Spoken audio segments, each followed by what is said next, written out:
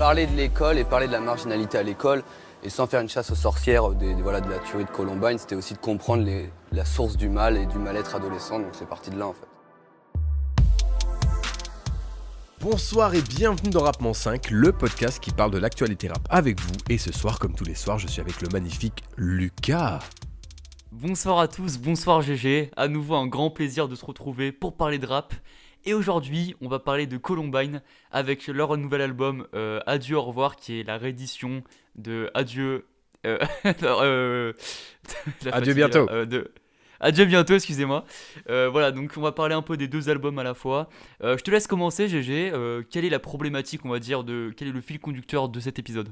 Le fil conducteur, mon jeune ami, c'est Columbine. Est-ce que c'est l'expression des doutes de toute une génération ? Donc on parle de la note, là, ceux qui ont la vingtaine, donc les milléniaux, comme on les appelle dans les médias. Pourquoi cette thématique ? Parce que finalement, si tu reprends l'intégralité du projet, donc Adieu au revoir, c'est beaucoup centré sur les doutes, mais on va y revenir tout au long de l'épisode. Qu'est-ce que tu as remarqué, toi, par rapport à cette problématique, mon ami ?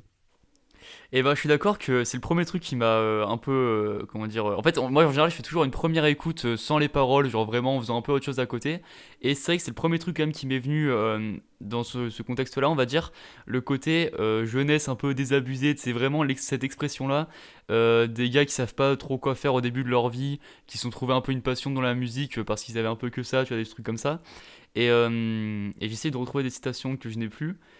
Si voilà, une citation dans La gloire ou l'asile, où il dit justement je m'envole, c'est la gloire ou l'asile. Et je trouve justement t'as ce côté un peu c'est avec que la musique ou un peu rien, et c'est ce côté un peu la jeunesse perdue, tu vois, et je suis d'accord avec ça à ce niveau là de problématique. Ouais, totalement. Tu disais la musique ou rien, tu vois que pour eux, c'est limite leur raison de vivre, parce que à travers les paroles, j'ai senti qu'il y avait vraiment pas trop grand chose qui les motivait de plus, en tout cas pour l'instant. Et à travers ça, du coup, tu ressens vraiment qu'ils mettent toute leur énergie, tout leur cœur à l'ouvrage dans la zik. Pour moi, il y a vraiment des intentions de marquer le rap et avec un message fort. Du coup, c'est porté, comme je disais, les doutes de toute une génération. Un quotidien de merde, pas du tout kiffant, des relations bancales, des addictions nulles mais qui nous font sentir en vie. On dirait le script d'un film, mais en fait c'est vraiment tout ce qui est dit dans l'album pour moi en fait. Donc, j'ai trouvé ça vraiment très très bien fait. D'un autre côté, comme je disais, un point de vue central pour eux, la musique. Si tu prends l'album aussi dans son intégralité, j'ai trouvé qu'il était assez expérimental, et attention, je vais inventer un mot, il était aventurimental, genre c'est dans le sens où Yes. il y a vraiment un sens de l'aventure à travers les prods, j'ai trouvé quelque chose qui se font kiffer. J'ai l'impression qu'ils se sont fait kiffer à travers des prods hyper variés, une manière de dire aussi qu'ils peuvent poser sur tout, parce que j'ai trouvé qu'il y avait des prods absolument qui n'ont rien à voir, quoi. T'as des trucs un peu dansants, flamenco été, on colle la petite, avec des trucs hyper beaucoup plus pop, j'ai envie de dire, genre à la Adele, je me rappelle plus du nom du morceau en question, mais qui t'emporte dans une ambiance totalement différente. Et ouais, je pense qu'il y a une volonté de marquer et les esprits et la musique, et à travers le message de se faire kiffer, de dire voilà, nous on pose sur tout et puis on est sérieux, quoi. Je sais pas ce que t'en as pensé de ce point de vue-là. Et ben moi mec, je suis totalement d'accord, et surtout je trouve qu'il y a un côté alors la comparaison va peut-être paraître bizarre pour certains, mais un peu PNL, tu vois, le côté une musique très d'ambiance, je trouve, tu sais, vraiment tu ressens une ambiance, des émotions même sans comprendre les paroles, vraiment à travers le flow, les instrus, le mixage audio et tout. Je trouve que tu ressens vraiment une ambiance, avec des instrus aussi pareil qui te mettent direct dans une ambiance certaine dès l'écoute, quoi, enfin dès les premières notes, on va dire. Et je suis totalement d'accord avec ça. Et justement, moi quand j'ai écouté l'album, tu sais, j'ai fait une deuxième écoute après en étant plus posé, en lisant les paroles en même temps. Et bah au final j'avais pas tant envie que ça de suivre les paroles, mais juste de me laisser porter par la musique, tu vois. Fermer les yeux, se laisser porter. Et c'est d'ailleurs eux-mêmes qui disaient, je sais plus exactement où ils disaient, voilà, en parlant de leurs fans entre guillemets, ils surinterprètent tout le temps, et en fait ils étaient là en mode ça sert pas à grand chose d'aller sur des rap genius, des trucs comme ça, chercher plein d'explications à des paroles, se focus sur le texte, un peu en mode sous-entendu laissez-vous plus porter par la musique, par l'ambiance. Et moi je suis totalement d'accord, et c'est comme ça que j'ai vraiment préféré l'album, tu vois. Ouais, c'est peut-être ça aussi le côté que je disais expérimental dans le truc, c'est que Ouais, c'est sûr. avec la variation des instrus et tout, je pense qu'il y a cette volonté de t'emporter quelque part sans vraiment avoir une espèce de prétention à, comme tu disais, à être focus sur les paroles, à chercher des doubles sens et tout. Et c'est là où en fait je suis d'accord avec toi sur l'aspect PNL d'emporter.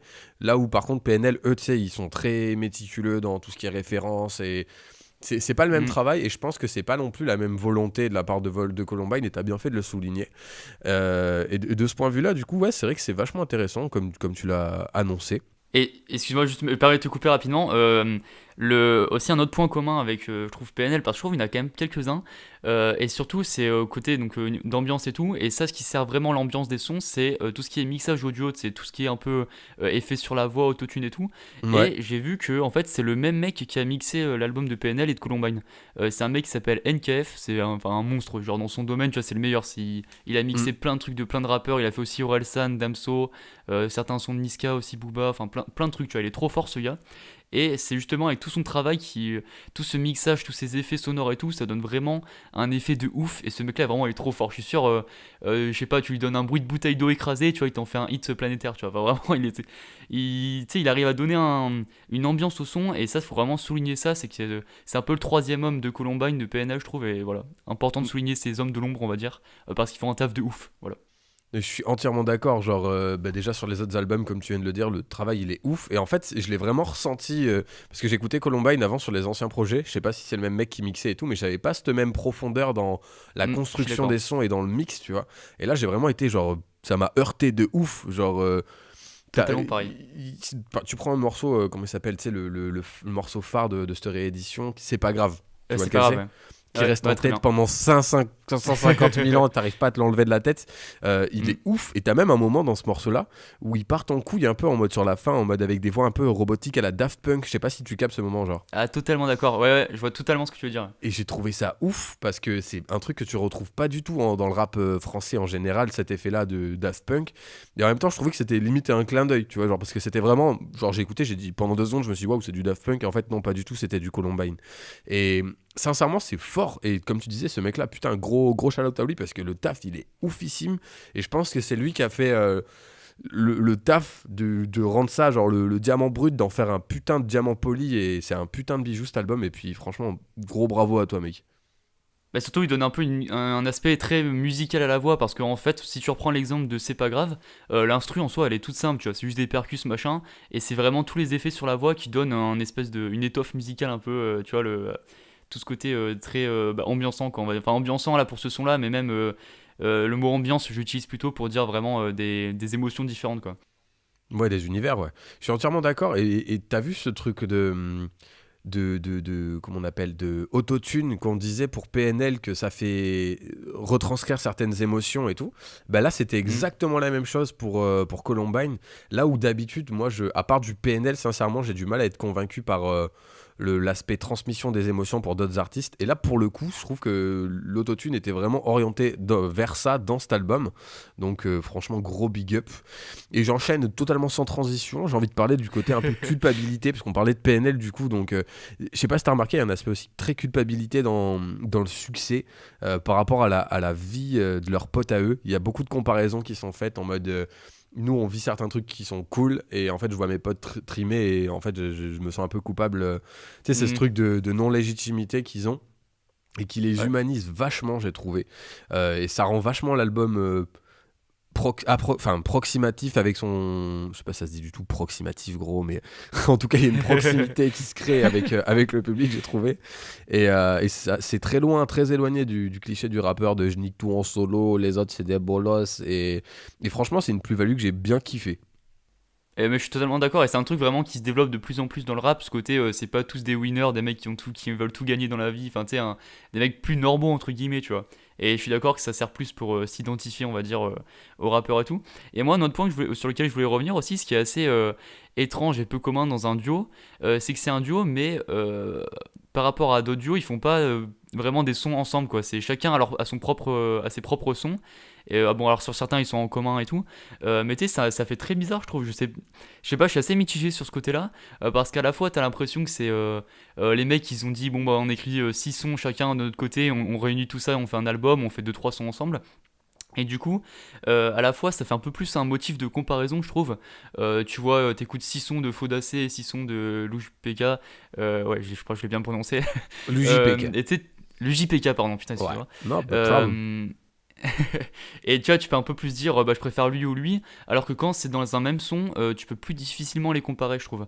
Mais, et du coup, par contre, l'avantage de ça, je trouve, c'est que chacun peut exploiter totalement son univers, on va dire, sa capacité vocale, contrairement à d'autres artistes. Alors, je vais revenir un peu sur PNL pour comparer, parce que je trouve qu'il y a vraiment des éléments de comparaison. Et tu vois, sur PNL, t'as des fois Ademo qui fait des kicks vraiment très sales dans un son, et dans le même son, NOS va faire un truc beaucoup plus calme, machin. Et donc, tu sais, ils ont deux univers un peu différents, et mélangés dans un même son, ça peut un peu parfois paraître un peu bizarre, tu vois. Alors Mm. que là, vraiment, chacun exploite son univers dans ses propres sons. Et d'ailleurs, chaque LuJPK et Fodacé, eux-mêmes, ils arrivent à avoir, je trouve, à la fois une tonalité de voix différente. Notamment LuJPK, tu sais, des fois, il fait des passages beaucoup plus aigus, d'autres plus graves. Ouais, très lyrique, Et ouais. voilà, et donc en fait, eux-mêmes arrivent à faire une espèce de dualité de voix en étant seuls sur un son, tu vois. Donc c'est assez impressionnant.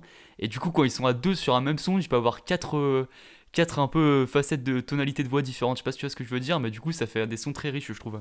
Non, je vois très bien, je suis entièrement d'accord avec toi. C'est un duo qui marche très très bien vocalement parlant, mais aussi au niveau du message et de la mentalité. Enfin, moi, je trouve que les deux se rejoignent extrêmement bien. Tu sens qu'ils partagent vraiment leur vie ensemble dans un cadre bien sûr amical et professionnel. Après, chacun fait ce qu'il veut, mais tu vois que c'est vraiment des vrais potes et qui pensent de la même manière. C'est sûr. Alors, si je devais classifier entre guillemets, je dirais dépressivo conscient. J'invente des Il mots. sort Ce des soir, grands mots, le ce GG, soir là. j'invente des mots. Je suis un dico. On m'appelle Dico. Et du coup, ouais, Ouais. j'ai trouvé qu'il y avait certaines similitudes avec l'homme pâle au niveau de la pensée, la manière de s'exprimer, de voir le monde et tout. À la différence que ils ont un peu le jargon et la mentalité de notre génération, du coup les mecs de 20 balais. Là où l'homme pâle, je trouve qu'il est beaucoup plus généraliste, dans le sens où il peut toucher beaucoup plus de générations. Là où je pense que Columbine, par contre, peuvent être limités. Genre si je fais écouter ça à mes parents, des sons un peu deep où ça parle vraiment comme nous on parle, quoi, et de nos problématiques d'aujourd'hui, c'est peut-être pas assez généraliste pour les toucher. Donc Je suis d'accord. ouais, je sais pas ce que t'en penses. Et moi, je trouve aussi un côté, genre, tu sais, si tu devais, comment dire, imager un peu leur son, tu sais, il y a un côté très bloqué, la série d'Orelsan et Gringe, un peu les deux persos, je trouve. Tu sais, ça renvoie un peu cette image-là, je trouve, tu sais, les mecs un peu blasés dans la vie et tout. Ouais, non, je suis Je trouve, trop d'accord. Je suis trop il y a d'accord. cette image un peu comme ça, tu vois. Avec Et un aspect je me talent en rappelle. moins, genre. Genre que dans Bloqué, ils ont pas le talent, mais là, ils ont le talent, mais ils ont quand même Ouais, cette c'est vie-là. ça. Ouais, je suis totalement d'accord.